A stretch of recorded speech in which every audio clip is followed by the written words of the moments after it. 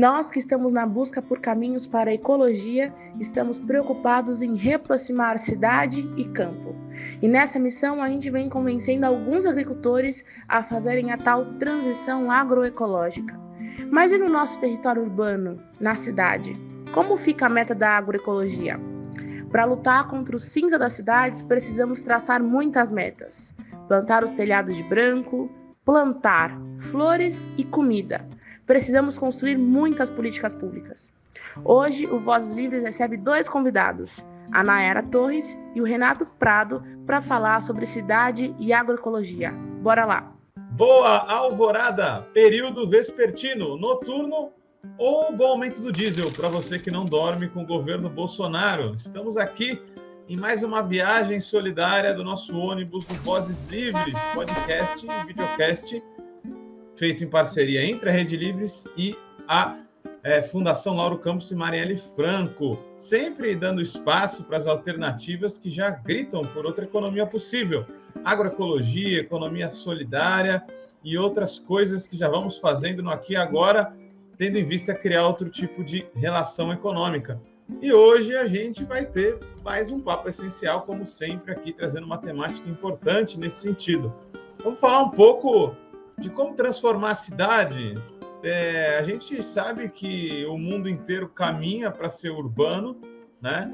Mais da metade do planeta, cerca de metade do planeta já é urbano, aqui na América Latina até mais, há regiões que 70%, 80% delas já são urbanas, e a gente sabe que o homo urbano não tem dado muito certo, né? Temos visto catástrofes ecológicas, destruição ambiental, escassez de recursos nas cidades, falta de combustível, enfim, estamos todo organizado para não dar bom, estamos todo organizado para, no momento de colapso ecológico, sofrermos aqui nessa selva de pedra. Então, o nosso debate hoje é pensar como tornar as nossas cidades um pouco mais rurais nesse sentido, torná-las um pouco mais ecológicas. E aí a gente vai ter a Nayara Torres, que é aqui da permacultura urbana aqui de Santos e de região muito atuante, nossa parceira no Livres, e o Renato Prado também, de vários projetos como o Renato participa, que é o Santos Lixo Zero e o Composto Se Cultiva. Mas eu não vou apresentá-los, porque é muita coisa aqui, muita trajetória hoje, uma dupla muito boa. Eu vou chamá-los um de cada vez para que eles possam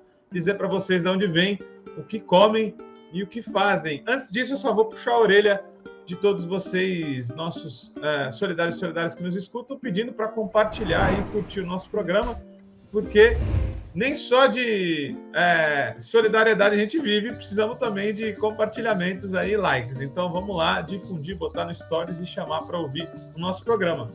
Vamos começar com a Nayara Torres, nossa parceira aí do Livres. Se apresenta para a galera aí, bom ter você por aqui. Oi, pessoal, agradeço muito o convite. Estou muito feliz em estar participando do Vozes Livres. Bom, sou Nayara Torres dos Santos, mulher, preta, permacultora, agricultora, gestora ambiental, ambientalista, enfim, trabalho num coletivo com diversos educadores ambientais. A gente luta por uma sadia qualidade de vida, a informação agroecologia, a educação ambiental. A gente acredita no coletivo, na parceria, em viver em equilíbrio, né, a sociedade com a natureza. Então, eu vim aqui agregar, discutir, debater, conversar, e é isso. Faço parte do coletivo Verde Mata, sigam as nossas redes, sou Verde Mata, e é isso. Muito bom, aí, nossa parceira, inclusive, a Verde Mata já fornece o livro, especialmente com punks. Isso. Então, se a nossa rede está mais saudável, também é por conta da Nayara Torres. Vamos falar muito de plantar comida hoje aqui, que é muito importante, né? Por isso, muito bom você estar aqui. Agora vamos lá, Renato Prado, bom ter você aqui aí, uma figura que já milita nessa questão ecológica há um tempo. Fala aí para a galera que ainda não te conhece, o que você faz aí para tornar a cidade mais verde, Renatão? Beleza, Guilherme, muito obrigado igualmente aí pelo convite, né? Então, seguindo aí os princípios, eu sou um homem branco, né? Já passei aqui a barreira dos 50 anos, atuei durante um bom tempo no mundo corporativo, na área de TI, que é uma área que não tem muito a ver com a questão ambiental, né? E agora, mais recentemente, há 6 anos, eu acabei fazendo uma bifurcação na minha trajetória profissional e comecei a me enveredar aí por essas militâncias e atuações nas questões ambientais. Eu, desde então, me interessei muito pela questão dos resíduos, né? A gestão dos resíduos, e aí eu trago aquela máxima, né, de que não existe lixo, né, só existem resíduos, e tentando sempre emplacar essa ideia, esse princípio. E atuei em alguns projetos com financiamento público e privado. Um projeto que ficou bastante conhecido aqui em Santos foi o projeto Condomínio Sustentável, que nós fizemos 2 edições para a Secretaria de Meio Ambiente de Santos. E há 2 anos atrás, mais ou menos, a gente deu início aí à operação do Composta Cultiva, né? Eu estou até com a camiseta aqui que a gente trabalha, que é um coletivo, né? Atualmente somos 6 participantes, eu, o Marco Antônio, o César, o André Staldmaier, o Lucas e o Dionísio bastante conhecido aqui na cidade como mestre de compostagem, né?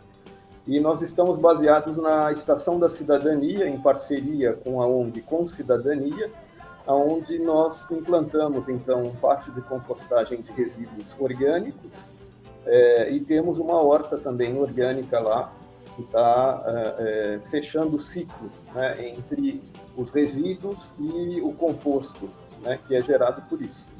E, acessoriamente, eu também faço parte do Santo Lixo Zero, contribuo lá com o coletivo, e é isso, né? Atuação em conselhos, e aí a gente vai conversando mais aí no caminho para poder explicar a trajetória. Muito obrigado novamente. Muito bom, Renato. É isso aí, a gente faz muita coisa, né? Às vezes tem que listar, né? Estamos todos na correria. E acho que um pouco disso, de tudo que a gente faz aqui, né? Enquanto livres, enquanto Composta Cultiva, enquanto Verde Mato, tem a ver com tornar a cidade um pouco mais verde, um pouco mais ecológica. A gente sabe que a gente está no meio de um declínio, aí eu tenho pelo menos a leitura, nós temos que estamos vivendo um colapso ecológico e a gente está caminhando para outra coisa. A gente espera muito que seja uma coisa melhor, mas a bifurcação está ali na frente, né? Queria começar com essa pauta aqui para o nosso debate hoje, até começar pela Nai. Como você acha que uma cidade mais ecológica pode ser construída? O que a gente pode fazer, além do que a gente já está sendo feito, também em termos de política pública, para poder preparar aí as pessoas e quem está no ambiente urbano para esses grandes desafios que a gente vai ter, né? Como que você vê esse cenário todo? Bom, Gui, é uma grande pergunta. A gente também iniciar falando sobre ecologia e agroecologia, né? A gente compreender de onde vem essa palavra. Então, a gente... o estudo, né, dessa palavra vem... eu fiz aqui uma pequena introdução. Os gregos, eles entendiam como você fazer parte desse meio. Já no Tupi-Guarani, já um sinônimo de lar, né? O local que você pertence a esse ambiente. Então, a gente pode juntar essas 2 coisas e aí, né, vem com agroecologia, que é uma boa definição também de gerar alimentos de acordo com as relações no ambiente que você está observando essas relações, né?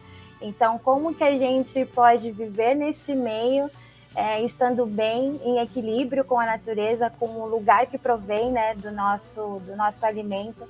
Até quando o Avi falou para mim sobre a Revolução Verde, eu falei assim, ai meu Deus, mas Revolução Verde, lá na década de 60, foi uma destruição, né, das florestas, a monocultura, o uso de agrotóxicos. Agora a gente está numa nova Revolução Verde, né, de compreender essa interação, de que a nossa pequena ação faz parte de uma grande mobilização, né? Eu falo que eu trabalho com mobilização socioambiental, além da educação ambiental, porque não adianta a gente só falar, né? Só dar informação, a gente precisa agir, fazer, então se mobilizar com pequenos passos, né? A gente conseguir debater e construir isso junto. A crise ambiental, ela surgiu... o capitalismo. Então, antes, como que era? A gente precisava das nossas demandas, a gente tinha uma demanda e a gente buscava aquilo para as nossas necessidades. E aí, com o tempo, as pessoas quiseram lucrar com isso. E aí que a gente foi, né, degringolando esse espaço de... a gente pertence a esse lugar de destruição, né? Cadê essa nossa ecologia, esse lugar onde a gente vive, onde a gente cuida? Então, tem muito a ver com isso, assim, o social, o político, ele está super incluso, né, na ecologia. A luta de classes, né, ela está totalmente ligada a essa exploração dos recursos naturais, né, onde vem a miséria, a desigualdade. O capitalismo, ele lucra com isso. E ele não quer que os pequenos produtores, eles passem a informação, né, não quer que as pessoas... cultivem o feijão em casa. Os feijões que a gente compra no mercado, eles são estéreis, a gente não tem nem a possibilidade o milho que a gente compra na feira, ele não brota. Então, assim, né, tem todo esse processo de compreender até onde a gente está indo com esse sistema. Então, o que é preciso a gente fazer agora? Reduzir o consumo, reutilizar materiais, reciclar e reeducar, né? O Márcio Gadotti, ele diz que não existe idade para você aprender, né? A gente está em constante processo de aprendizagem. Então, a educação ambiental é difícil com criança, é difícil com adulto, mas a gente tem que fazer, a gente tem que agir de algum modo, assim. Muito bom, né? Acho que você já coloca alguns pontos, né? Isso da produção de comida é muito importante na cidade, afinal, a gente está confinado, né? Boa parte da população mundial, o grosso dela, não vive só em cidades, mas cidades perto dos litorais. A gente sabe que como distribuir inúmeros produtos, alimentos e coisas de primeira necessidade para pessoas que estão tão concentradas. A gente acaba tendo que organizar as coisas de forma super industrial, né? Uma super escala. Isso dá todos os problemas que a gente já viu, como, por exemplo, na última greve dos caminhoneiros, quando acabou o petróleo, acabou a gasolina, acabou também nossa comida, os supermercados se abastecendo. Então, está tudo muito desorganizado. Então, plantar comida mais perto é essencial.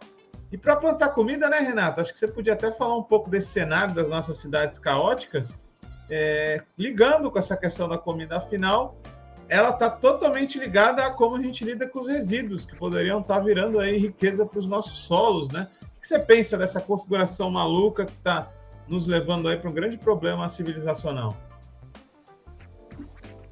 Então, de fato, estamos aí no roteiro, né, na direção do colapso, né, colapso ambiental, um colapso sistêmico, né, esse sistema capitalista que já se demonstra totalmente ultrapassado e ineficiente, né? Então a gente precisa estar buscando novos rumos, né? E como a Nayara mencionou, e eu tenho dito isso bastante também, cada vez mais a gente procura associar o aspecto social ao aspecto ambiental. Então eu também estou muito envolvido com os projetos por esse viés do socioambiental, né? E, nesse sentido, gostaria de relacionar mais uma organização com a qual eu também participo, contribuo, que é o Fórum de Economia Solidária da Baixada Santista, do nosso amigo comum Newton Rodrigues, né? Participamos da criação lá há pouco mais de 5 anos atrás. E por esse viés, eu tenho visto e acompanhado ao redor do Brasil, em outros locais, essa revolução da agricultura urbana, né? O município de São Paulo, né, por sua extensão, magnitude, né, ele tem muitas iniciativas acontecendo ao mesmo tempo, e isso vai nos inspirando também a trazer isso para cá e a replicar essas iniciativas, né? Sob esse aspecto socioambiental, especificamente aí em São Paulo, que a gente tem visto, mas em outros municípios, muitas comunidades, né, carentes aí de recursos têm utilizado espaços de cultivo para produzir alimentos, né, e para complementar aí essa cesta, né, de uma alimentação, inclusive, mais saudável e mais variada, né, que é bom, né, inclusive para a saúde das pessoas também. O aspecto da saúde também é importante a gente trazer aqui nessa discussão.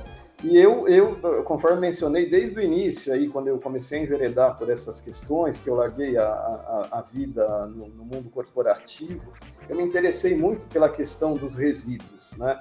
De fato, eu vivi durante 15 anos na França, né? E atuei em outros países também, Canadá, Estados Unidos, Rússia, né? E sempre tive observando aí ao redor do mundo as inovações que eram feitas nesse sentido. E eu via toda a carência, né, que nós tínhamos aqui no nosso país de evolução nesse sentido, né? Então, assim, começou-se aí há alguns anos atrás a martelar, teve esse movimento nacional dos catadores de recicláveis que teve uma repercussão forte, né, no aspecto especificamente dos recicláveis, mas eu sempre ficava olhando, né, que assim, nos resíduos que nós geramos, né, nós falamos aí de RSU, que são os resíduos sólidos urbanos, ou RSD, resíduos sólidos domiciliares, né, aproximadamente 50% ou mais do que nós geramos são resíduos orgânicos, né? E esses resíduos, eles podem ser valorizados, né? Qual é o número, Renato? Desculpa. A gravimetria aponta, né, assim, a última assim, índice mais próximo aqui da nossa região, em torno de 52%, mas chega a 55% até a quantidade de orgânicos na gravimetria.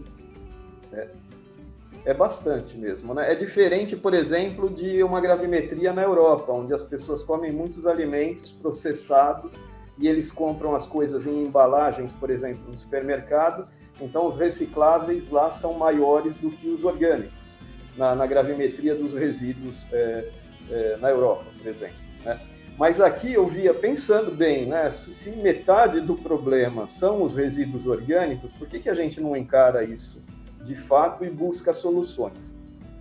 E aí, na Estação da Cidadania, né, o Fórum da Cidadania também, que é uma organização que está baseada naquele espaço, tem uma comissão de meio ambiente, tinha um ambientalista bem já de muitos anos aqui na cidade, o Dionísio, que há muitos anos pratica a compostagem, praticava em casa, em outros espaços, e ele sempre trazia para a gente essa questão. Vamos compostar. Então, nós começamos lá no espaço da estação, compostando os resíduos das pessoas mais próximas, né, do coletivo, de amigos, e depois fomos expandindo, né, a operação, e hoje, há pouco mais de 1 ano e meio que a gente lançou a operação comercial, nós temos 120 famílias que estão compostando seus resíduos com a gente, que geram em torno de 1.300 quilos por mês de resíduos, 1,3 tonelada, né? Que se a gente faz um cálculo técnico, equivale a aproximadamente 1 tonelada de CO2 que a gente deixa de emitir na atmosfera, fazendo o cuidado, né, do processo. E conforme você mencionou, Guilherme, esse processo está diretamente ligado à questão do cultivo, né? A gente fala do ciclo, né? Fechar o ciclo entre a geração do resíduo e o cultivo. Então, isso faz com que nós tenhamos bastante composto, né? A nossa geração mês está ultrapassando algo em torno de 500 quilos de composto já, e a gente precisa destinar esse material, né? Então, assim, de uma parte, para poder ajudar a nossa operação, nós temos a horta local, mas estamos em busca de parcerias, inclusive Nayara, né, para os seus trabalhos, quando houver necessidade de composto, venha falar com a gente, né? A gente tem se focado em outras iniciativas, estamos com uma parceria também lá com a Horta Bons Frutos do Jardim São Manuel, por meio do amigo em conjunto André Leandro, né, que é do bairro. Estamos com um projeto agora para 2022 de agricultura urbana com recursos da SPA, né, que é a antiga Codesp, né, e vamos poder desenvolver, apoiar. E é isso, ficamos muito felizes de ver essas iniciativas acontecendo, e estamos aqui para somar e fazer conexões para que essa rede se fortaleça cada vez mais. Muito bacana. Renato, bacana ver o que vocês estão fazendo. Você falou em cerca de 1,3 tonelada de resíduos, e que isso deixa de se transformar em cerca de 1 tonelada de gases de emissão, é isso? De fato existem estudos técnicos, né? Nós nos baseamos aí num estudo, eu não me recordo de memória agora o nome desse cientista que desenvolveu esse cálculo, né? Porque, de fato, quando você pensa no resíduo orgânico misturado com rejeito, misturado com recicláveis, que vai parar, por exemplo, num aterro sanitário, e esse material todo fica ali em contato um com o outro, gerando gás metano, né? do processo da decomposição. O poder de potencialização da geração do metano por conta de todas essas substâncias dispostas inadequadamente juntas é muito maior do que você fazer uma compostagem onde você está controlando o processo, entendeu? Inclusive, você está fazendo ali aquele equilíbrio entre carbono e nitrogênio, né? Que é esse o processo. A Nayara deve saber explicar melhor do que eu, inclusive, na parte técnica, que não é a minha praia, mas aí a gente se baseia no cálculo desse cientista que trouxe essa informação. Então, olha, se eu penso no resíduo de decomposição no aterro sanitário, ou eu penso ele num processo equilibrado de compostagem, eu estou reduzindo significativamente a emissão de gás metano, e nós sabemos que o gás metano, para a questão do aquecimento global, ele tem um poder em torno de 20 a 25 vezes maior do que o CO2 propriamente dito, né? Então, a gente considera isso um gesto pelo meio ambiente. Quem está compostando está permitindo reduzir a emissão de gases de aquecimento global. Bacana. Sim, o metano que fica mais de 80 anos na atmosfera, depois vira CO2, então ele tem uma longevidade aí muito grande, né? O que nos torna muito necessário que a gente evite de emiti-lo, né? É bacana ver que a gente está em várias iniciativas que sequestram carbono ou deixam de emitir, isso é muito bacana. O Livres também tem os ecociclistas que entregam com o poder de suas panturrilhas, o que também faz a gente não estar emitindo carbono. Agora, a ANAE, ela está na prática de sequestrar, né, o negócio, né, esses gases da atmosfera para a gente poder deixar o planeta menos quente, pelo menos, né? ANAE, como que você vê essa necessidade da produção de humus, né, dos biofertilizantes, que pode ser feito pela compostagem? Isso pode auxiliar muito, né, uma transformação da cidade para de deficitária em produção de comida, ela passa a ser, pouco a pouco, cada vez mais produtora, né? Você não acha que é um grande campo alinhado a produção de biofertilizante, tratar diferente dos nossos resíduos? Nossa, com certeza. A vermicompostagem, a compostagem é uma super aliada na agroecologia, em qualquer tipo de cultivo, né? A gente sempre prioriza o cultivo orgânico, seja com minhoca, seja com leiras. A gente tá agora nos espaços, né, que eu costumo trabalhar, fazer essas mobilizações. Nas escolas, o minhocário pedagógico, ele dá super certo, porque as crianças conseguem acompanhar o processo de decomposição do começo ao fim. Então, a gente pega as cascas da merenda da escola, a gente coloca no minhocário, eles veem um processo de decomposição, né, que as minhocas fazem. A gente pega o humus líquido e o sólido e colocamos na horta que a gente tem na escola, na horta vertical, e no canteiro Murundu, que é um canteiro a gente diz que é um canteiro autônomo, né, que a gente costuma implementar em vários pontos da cidade de Santos. A gente tem ele no Instituto Procomum, a gente tem ele no Sesc Santos. É a partir desse canteiro que saem as punk do Livres, né, e as ervas medicinais. Então, até já aqui só pegando aqui o gancho, vai ter uma oficina, o Sesc vai voltar, e aí vai ter uma oficina de Murundu para a gente fazer em espaços urbanos. Então, fiquem de olho na programação da Verde Mato lá no Instagram, mas já estou dando aqui de primeira mão. Sábado, a partir de dezembro, a gente vai dar essa informação, né, de como que a gente pode produzir alimento, produzir composto dentro de casa ou em espaços que a gente possa construir no coletivo, igual a gente faz no Procomum. O GT Permacultura, nós da Verde Mato somos os guardiões, que sou eu, a Alexiana e o Rodrigo, mas a gente tem várias mãos que fazem parte desse processo, e a gente faz no coletivo, a gente faz individual, a gente faz online, a gente faz em casa, a gente tenta falar com a família, porque é isso que o Renato falou, né? E o que o Gui comentou. Esse resíduo, ele ia virar nada, ele ia virar lixo, ele ia apodrecer, né? E a riqueza de valor que tem essa informação, que foi chegando aos poucos a partir dessa percepção, né, das pessoas, essa ecopercepção que está começando a surgir nos empresários, nas pessoas que detêm esse poder, né, e para poder investir nesses materiais, né? Olha só como que revolucionou a revolução dos baldinhos, que foi até a referência do composta e cultiva, né? Então, assim, como um ato, né, igual eu falo para os meus alunos, como uma pequena ação pode gerar uma grande mobilização. Então, é legal a gente estar aqui falando, discutindo sobre isso, todo mundo...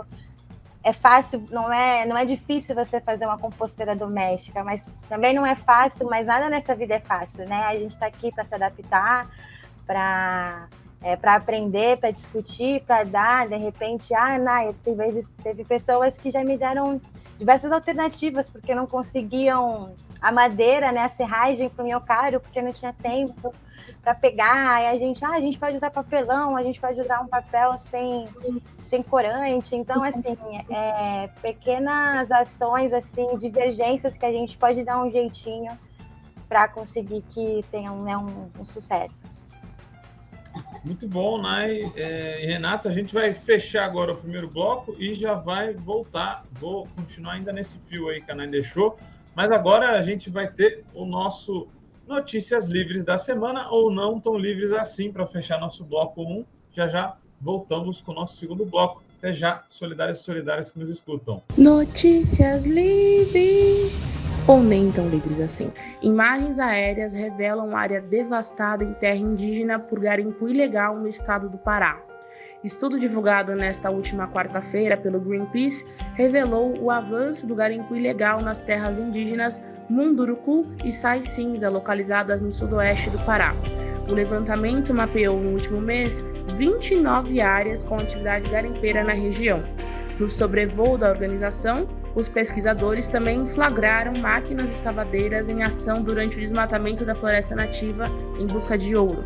A organização identificou 12 pistas de pouso clandestinas, além de acampamentos montados em vários pontos das terras dos povos nativos. Notícias livres, ou nem tão livres assim. Solidários e solidárias, estamos aqui no nosso segundo bloco do Vozes Livres, falando com Renato Prado e Nayara Torres sobre deixar a cidade um pouquinho mais ecológica, né? Fazer a nossa transformação que demanda muitos esforços, com certeza.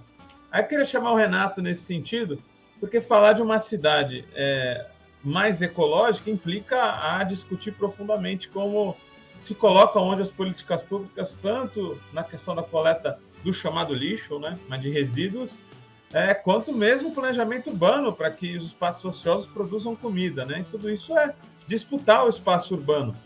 Renato, como que você vê hoje como as prefeituras lidam com essa questão dos resíduos? E como que você vê como essas políticas, se transformadas, poderiam nos ajudar a aproveitar mais esse resíduo que você disse aí, que é mais da metade do que a gente descarta, poder estar vendo vida e comida no novo ciclo? Podia mostrar para a galera aí como que isso é um papo mais importante do que a gente imagina? Ah, sim, com certeza, Guilherme. É importantíssimo, né? Eu não me recordo de memória nesse momento, mas eu tenho a impressão que os recursos, né, do município gastos com a gestão dos resíduos são a terceira ou quarta posição, né, de gastos depois de educação, saúde, né? Então, assim, são valores milionários que são gastos anualmente nesse sentido, e a gente percebe que muita coisa acaba não evoluindo na velocidade e na forma como elas deveriam, né?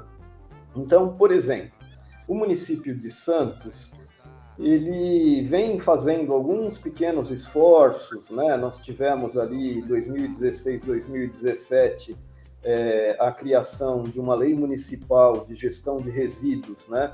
Que estabeleceu a figura do grande gerador comercial e residencial, e daí também a obrigatoriedade da separação dos resíduos recicláveis, né?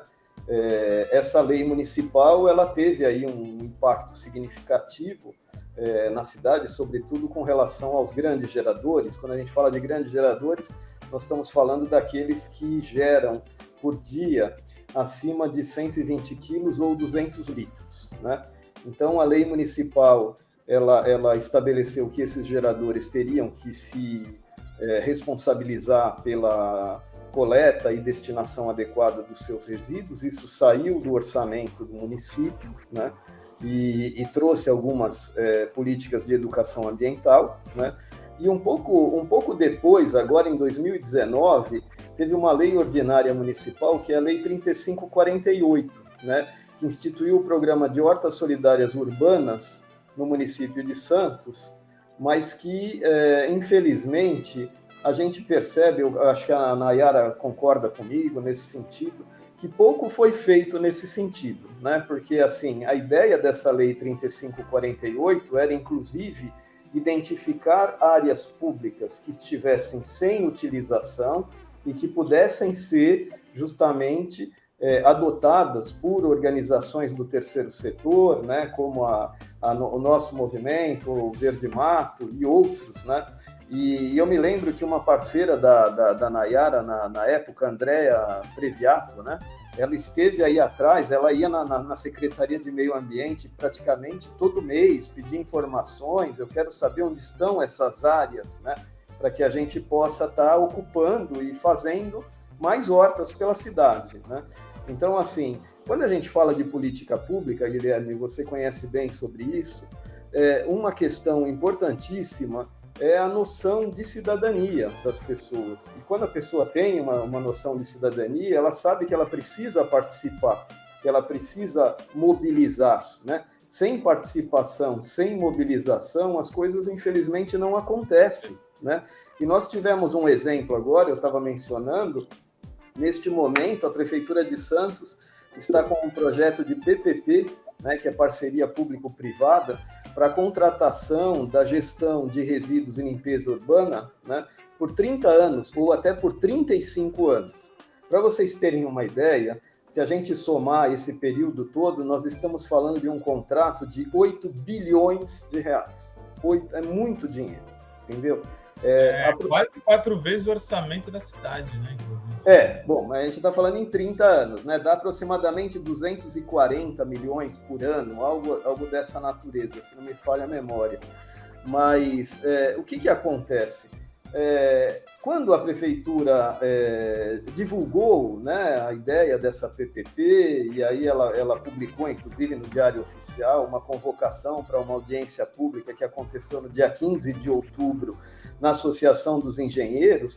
Quando a gente chegou na audiência pública, acho que não tinha nem meia dúzia de pessoas participando, você entendeu? Na versão online da audiência, tinha mais outra meia dúzia, então era pouca gente para querer estar fiscalizando, acompanhando o que está sendo feito, entendeu? Com uma questão dessa importância, dessa magnitude, né? Então, na primeira audiência pública, por exemplo, eu estava presente, levantei a mão, falei, mas o que está previsto para a gestão de orgânicos? Aí o presidente da audiência lá, da sessão, ele praticamente não sabia o que ele estava falando. Ele falou, não, mas isso não é... O senhor está falando uma outra coisa, isso aqui não é... Não, peraí, amigo, deixa eu explicar, né? Que resíduo orgânico, reciclável e rejeito, e aí ele percebeu, né, que tinha dado vamos dizer, uma gafe, né? E resultado, eles abriram ali para uma consulta da população, deixaram no portal da prefeitura um link para as pessoas se manifestarem, e nós fizemos uma grande mobilização, né, com a Comissão de Meio Ambiente lá do Fórum da Cidadania, e 153 pessoas foram lá para manifestar, queremos compostagem, queremos evolução do processo, e agora no dia 26, sexta-feira passada, 26 de novembro, né, foi realizada a segunda audiência pública, agora na sede da OAB também em Santos, e eles trouxeram já algumas evoluções no processo, vão implantar um pátio de compostagem na cidade, vão escutar um pouco o que a população estava solicitando, entendeu? Mas a gente não pode parar aí, a gente quer mais, entendeu? E precisamos mobilizar mais para que as políticas públicas também avancem. Acho que é isso. O Renato falou de vários ataques aí que acontecem, vários problemas, também de avanços, né? Um dos clássicos que a gente tem aqui, apesar do Renato ter trazido uma perspectiva bem local, que é necessário, aos nossos ouvintes aí, solidários e solidárias de outros lugares, com certeza podem pesquisar e procurar, porque nas suas cidades coisas muito parecidas acontecem, né? Esses ataques são muito articulados, essas grandes empresas interessadas nos nossos resíduos estão atuando em vários lugares, então a gente precisa estar mobilizado. Aí, Nayara, eu te pergunto, o Renato tocou uma questão muito interessante, que em Santos tem uma lei que não se entende muito porque foi aprovada, que é da questão das hortas urbanas e espaços ociosos, e ela não é colocada em prática, eu presumo que por essa disputa do território, que o planejamento urbano ainda é dominado por grandes grupos, né? A gente tem grandes famílias aqui que tremeriam se soubessem que finalmente estão colocando espaços ociosos a serviço da população e não especulando ali, claro, para poder entregar para essa questão das grandes construtoras que a gente já conhece. Você acha que é por aí, né, ainda que as nossas hortas urbanas não estão acontecendo em Santos? A gente ainda não tem essa força na população para poder lutar com esses interesses maiores? Nossa, sem dúvida. Eu acho que é bem explícito que o poder público ele não quer que a população saiba, né, o que se discute na Câmara, o que é bom, o que não é, o que é educação ambiental, o que é mobilização socioambiental, como que essa ação, né, de mostrar os terrenos que são aptos a implementação de hortas, porque tem também isso, né? A gente pode chegar num ambiente totalmente degradado, com solo totalmente zero resiliência, né? Então, a gente também tem que pensar essa parte técnica, não é só chegar e falar, esse solo super compactado eu vou conseguir plantar couve, alface, não, né? Então, Santos também é uma cidade difícil para plantio para algumas espécies, então a gente também tem que observar esses pontos, mas olha só, a gente está vendo uma pequena luz no fim do túnel. Vou mostrar aqui para vocês que no dia 24 de novembro saiu no Diário Oficial um projeto chamando toda a sociedade civil e o terceiro setor, organização civil, quer dizer, desculpa, deixa eu só ver aqui, que até quem me passou foi a Érica do Lixo Zero, acho que o Renato deve conhecer. É um edital da Secretaria do Meio Ambiente, chamando pessoas, né, organizações da sociedade civil e terceiro setor, a apresentarem até o dia 10 de dezembro propostas de projetos para o biênio 2022-2023 na área de educação ambiental no município de Santos. Então, assim, eu achei interessante esse edital, até aqui depois a gente pode divulgar, né, nas redes. E contempla, né, o meu projeto, contempla o projeto do Renato, contempla diversas outras pessoas que atuam nessa área de educação ambiental. E eu acho que eles também devem ter organizado esse edital por conta dessa falha que teve nessa lei que o Renato mencionou.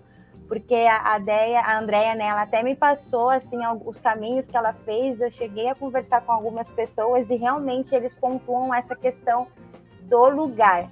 Aí eles até comentaram sobre a possibilidade de a gente trabalhar em conjunto para fazer catalogar esses espaços, né? Então, só que nesse edital, pelo que eu estou vendo, eles já querem que a gente mostre a área, né? Já com estudo, com diagnóstico, com os parceiros, para fazer essa implementação com mentoria, né, da secretaria, com os recursos, enfim. E é isso, né? A gente viu aí uma luz no fim do túnel, até coincidiu, porque me mandaram isso hoje, eu não tinha visto o Diário Oficial essa semana. E, né, Renato, o que você acha? Acho que a gente pode até pensar em algo, né? Porque realmente o que vocês fazem no composto, o que a gente faz aqui, a Verde Mato, tem muita coisa em comum, fora outros projetos, né? E é isso, os coletivos, eles andam para frente juntos, né? Então, vamos pensar. Sim. A luta é grande, inclusive para políticas mais estruturais que todas as cidades sofrem, né? Como a coleta, como a questão do planejamento urbano, tudo isso envolve a questão ambiental, né? Aí, para a gente ir encaminhando essa segunda bloco, até queria perguntar para o Renato, além de, claro, responder a Nayara, explicar um pouco para a gente como funciona, qual que é a história do Compostos Cultiva, que é outro aspecto do nosso podcast aqui, é revelar que os empreendimentos econômicos solidários existem e como eles se organizam, como funcionam aí para inspirar outras pessoas. Conta um pouquinho da história também, Renato. Tá certo. Excelente. A Nayara mencionou agora há pouco sobre a inspiração inicial desses processos todos, que é a chamada Revolução dos Baldinhos, que aconteceu lá em Florianópolis, né? E aí, se a pessoal tiver interesse, pode procurar na internet, tem muitas fontes de conteúdo interessantes apresentando como isso aconteceu numa comunidade carente ali na periferia de Florianópolis, né? E logo na sequência, foi ali por volta de 2015, 2016, um jovem engenheiro ambiental no Rio de Janeiro, o nome dele é Lucas Chiabi. Ele é o idealizador do Ciclo Orgânico. O Ciclo Orgânico é um empreendimento que ele iniciou lá no Rio de Janeiro com recurso do Prêmio Shell. Ele foi premiado com o TCC dele da formação de engenharia ambiental. E ele recebeu esse recurso e ele começou, então, com essa ideia do ciclo orgânico. Então, como livres, né, os resíduos são coletados por pessoas em bicicletas no município do Rio de Janeiro, né? E ele começou com esse processo do baldinho. Então, ele criou um baldinho com o logotipo do ciclo orgânico, e aí as pessoas tinham ali os planos, né, de compostagem, aquele que gerava mais tinha um balde maior, ou tinha um número de coletas maior.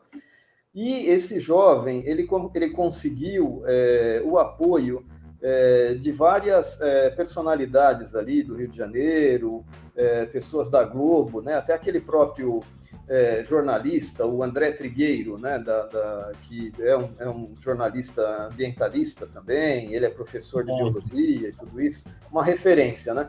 Aí o André Trigueiro começou a fazer divulgação nas redes sociais, como influenciadores mesmo, para o ciclo orgânico, né? E lá em 2015, 2016, eu encontrei com o André Staldemaier, né, que estava terminando a faculdade de engenharia mecânica e também estava buscando ali um caminho para se enveredar pelas questões ambientais, e, coincidentemente, a gente estava com uma ideia muito parecida, né, de desenvolver um empreendimento. Ele também já tinha identificado esse ciclo orgânico lá no Rio de Janeiro, ele já tinha falado com o Lucas, eu também já tinha falado com o Lucas, e aí chegou o Dionísio no grupo, que é um composteiro já de décadas, né, e aí a gente juntou as forças, né, e começamos ali a fazer a proposta embrionária em pequena escala lá na Estação da Cidadania, e chegou num determinado momento a gente percebeu que a gente poderia replicar esse modelo que o Lucas fez no Rio de Janeiro, e que, assim, nesse momento, o Guilherme, Nayara e os ouvintes que estão aí nos acompanhando, e as ouvintas também, a gente faz parte de um grupo que se chama Composteiros do Brasil.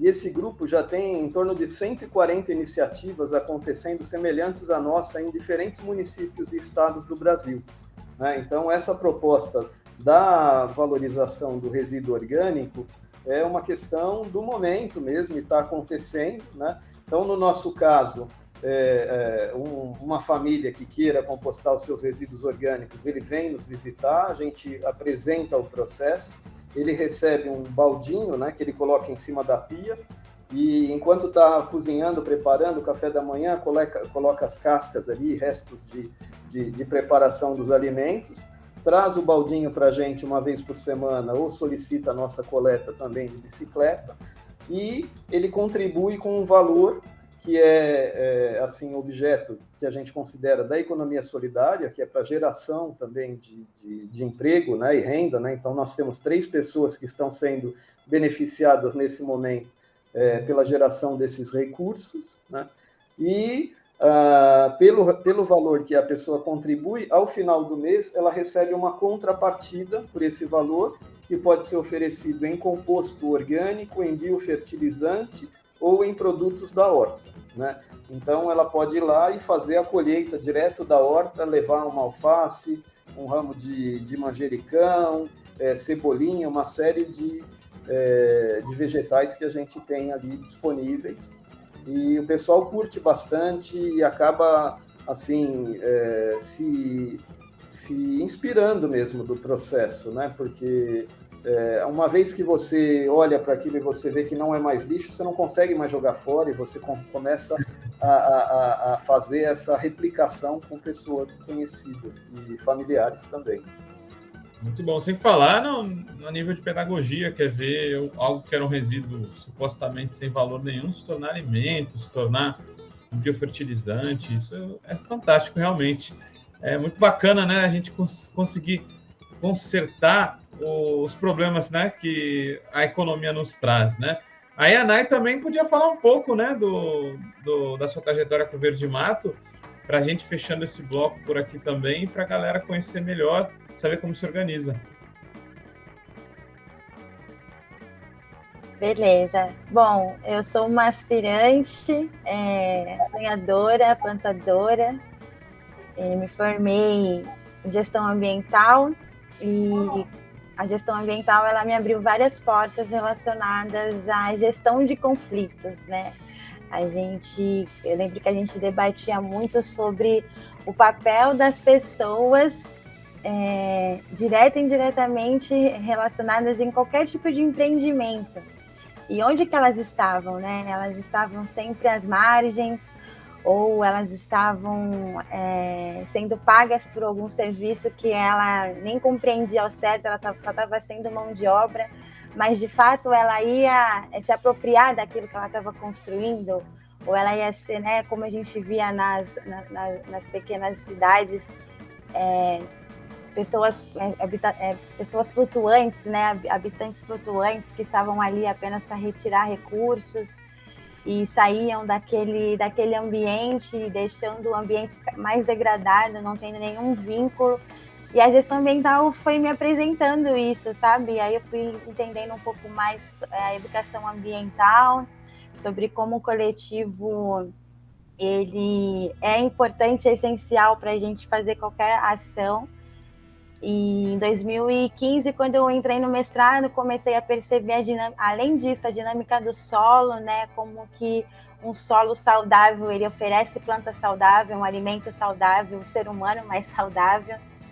E a partir daí, quando eu retornei para Santos, que é uma cidade, depois de passar um bom tempo no campo, no interior do Rio de Janeiro, eu percebi que Santos era uma cidade que precisava muito do afeto do campo, do cuidado da horta, de pelo menos essa conexão, nem que seja regar um vasinho, conversar com as plantas. Meus alunos falam que eu sou doida, mas eu acho isso super importante, porque sem o diálogo elas não crescem. E aí eu, com essas minhas conversas doidas, meus amigos começaram a me acompanhar nesse processo, fui chamando educadores ambientais, permacultores, pedagogos. Hoje em dia, a Verde Mato, a gente está com 8 educadores, já tiveram outros tantos. A gente é patrocinado pelo Instituto Archino Dick, estamos em 2 escolas, que é o Carmelita e a Escola Emília Maria Reis, que são escolas municipais. Lá a gente oferece, a gente tem horta vertical, hortas de canteiros, né, com cultivo um pouco maior de produção de hortaliças, ervas que vão sempre para as crianças e para merenda, às vezes tem doação. Fora essa mobilização social com a comunidade, então os funcionários, os pais, eles estão sempre participando das ações também. O Coletivo Verde Mato também faz parte do GT Permacultura no Instituto Procomum, que é um instituto de inovação cidadã, então lá é um espaço de fortalecimento, de lugar de fala, de resistência, a gente fala sobre permacultura, sobre agroecologia, sobre relações humanas. Então agora com essa volta, né, as pessoas vacinadas, a gente está aos poucos retornando esses encontros super importantes, além do fazer, né, dialogar. A gente tem sempre falado das nossas referências, e com isso que a gente produz lá no Instituto Procomum, a gente oferece para o Livres as punk, as nossas ervas medicinais. O Livres abraçou a gente com... Nossa, vamos sempre ser muito gratos com toda essa visibilidade e amizade que a gente tem com o pessoal do Livres. Também temos uma parceria com o Sesc Santos, nós cuidamos da horta urbana do Sesc em parceria com outros movimentos de germinação, o Projeto Matricaria, Florescer. A gente cuida da horta como um espaço mais pedagógico.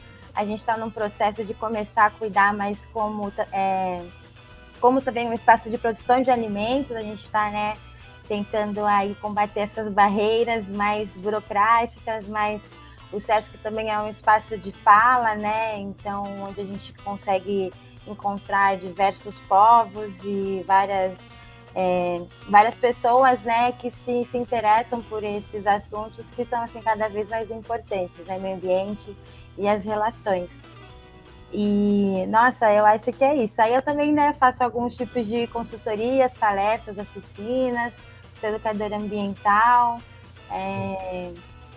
E eu acho que é isso. Eu agradeço muito a Verde Mata, que me apresentou diversos caminhos, né? Algo que eu poderia estar fazendo sozinha. E eu sempre percebi que assim, a gente nunca anda só. Então, agradeço sempre todas as parcerias e é isso. Vamos sempre... Boa, Nayara aí muito ativa no rolê. E aí, assim, a gente termina o nosso segundo bloco e vai para o nosso terceiro bloco, que é rápido e dinâmico, que é quando a gente conhece um pouco melhor os nossos convidados. É o nosso besteirol nutritivo, que é um papo mais descontraído. Aí queria começar já com o Renato aqui. Renato, que tipo de política você jogaria na composteira? Tipo de política que eu jogaria na composteira? Na composteira eu vou jogar só o resíduo orgânico bom, né? Poderia jogar, por exemplo, no contentor de resíduos, né? Já seria mais adequado, né?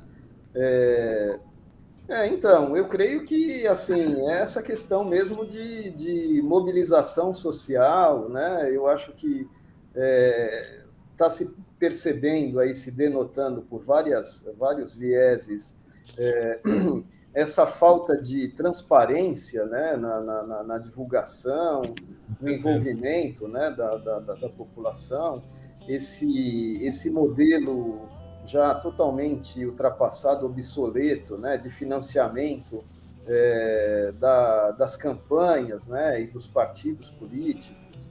Tudo isso tá muito... Composteira. Oi? Tem que ir para composteira isso tudo, concordo? Seria bom se pudesse se transformar em composto, né? Ou em algo melhor ainda, né? Eu acho que da minha parte seriam esses insights aqui que surgiram agora. Boa. Nayara, qual o seu rango favorito, agroecológico ou não? De preferência agroecológico. Olha, eu gosto muito de uma farofinha de taioba. Essa farofinha é fácil de fazer, a gente encontra taiobinha em qualquer lugar. E é isso, tem receita lá na página da Verde Mato, quem quiser. E tem taioba no Livres. Também tem taioba por aqui. Tem taioba no Livres, então vamos comer coisas diferentes. E você, Renato, tem um rango agroecológico favorito? Então, eu tenho aqui atrás de mim, ó, se vocês verem aqui, eu tenho uma Ora Pro Nobis, que eu trouxe um galinho da Estação da Cidadania e eu finquei ele aqui no vaso aqui em casa, né? E tá uma alegria. Ora Pro Nobis para salada, para omelete, é uma delícia, né? É conhecida como a proteína, né, dos veganos, né? Assim, excelente alimento. Adoro, recomendo bastante, também muito fácil de cultivar, é uma beleza. Para quem não conhece aí, né, tem proteína, tem vitaminas, tem ferro, é um senhor alimento. E Nayara, para você fechar aí, o que é mais frutífero, plantar comida ou plantas ornamentais na cidade?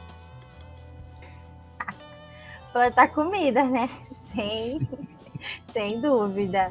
Ornamental a gente deixa para plantar dentro de casa, no nosso jardinzinho vertical. Mas eu acho que a gente tem que começar a fazer mais bombas de semente pela rua, Gui. Vamos começar a jogar mais bombas de semente. Tá vendo? Nayara não tem pena aí dos automotivos pela cidade, quer amassar com manga caindo, os carros. É uma baderneira, né? Brincadeira. Tipo isso. Muito bom, Renato. Deixa aí para o pessoal a sua saudação e o seu até logo. Muito bom tê-lo aqui e que o Composta Cultiva tenha vida longa aí na nossa parceria para transformar essa cidade. Excelente. Muito obrigado novamente, Guilherme, a todos que estiveram envolvidos aqui na organização desse bate-papo de hoje. Deixo aí o convite, né, para virem aqueles que ainda não nos conhecem, não estiveram visitando o nosso jardim, nossa horta lá na Estação da Cidadania, esquina da Ana Costa com a Glicério, né, um espaço de cidadania e onde nós temos, além da questão ambiental também, comissão de educação, de cultura, de direitos humanos. É uma organização já que tem quase 20 anos, que está bem forte aqui, bem consolidada na região. É isso, vamos juntos aí fazendo essa rede cada vez maior. Muito obrigado. Boa, Renato, obrigado. Vamos estar juntos com certeza. Nai, deixa aí também sua mensagem, faz seu jabá final, deixa sua saudação aí para o pessoal que nos escutou hoje. Gente, muito obrigada aí pela escuta. Valeu, galera da organização também do Vozes Livres. Bom, também fico aqui, né, aguardando o nosso encontro agroecológico. Em breve a gente vai estar todo mundo junto. Espero vocês na nossa agrofloresta, lá no Instituto Procomum. Fica na rua 7 de setembro, número 52. Nós vamos voltar com os estudos, né, em permacultura, em agroecologia. Então sigam a gente lá também nas redes da Verde Mato, que a gente está sempre soltando a programação. Vai rolar a oficina do SESC, também vai ser online e presencial. É isso, vamos gerar aqui nossa cidade mais verde, esverdear aqui o nosso cantinho, que a gente vai ter um ar mais puro e mais florido. É isso que a gente sempre quer. Isso aí, bora disputar o território e o clima também dessa nossa Santos, dessa nossa Baixada. Por aqui a gente fica, solidários e solidárias. Até a próxima aventura do Vozes Livres. Foi um prazer. Até logo.